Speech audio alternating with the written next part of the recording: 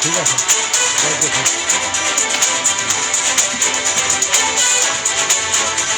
দু তিন বালতি পানি দিলে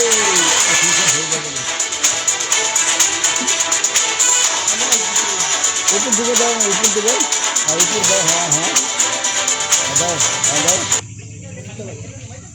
ঠিক আছে দেখে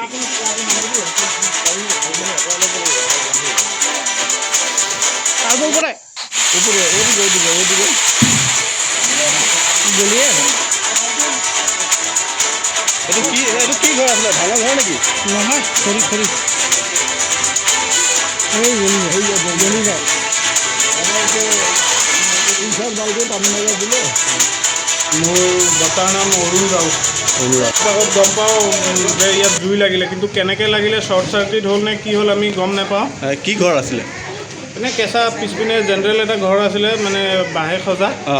আৰু অলপ আগত কেনেবাই লাগিলে আমি একো গম নাপাওঁ লগে লগে আমি বিহপুৰীয়া থানাত খবৰ দিওঁ কাৰেণ্ট আছিলে নেকি সেইটো ঘৰ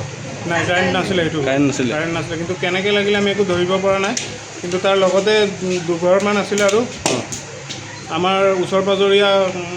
মানুহ আহি সকলোৱে মিলি পানী ঢালি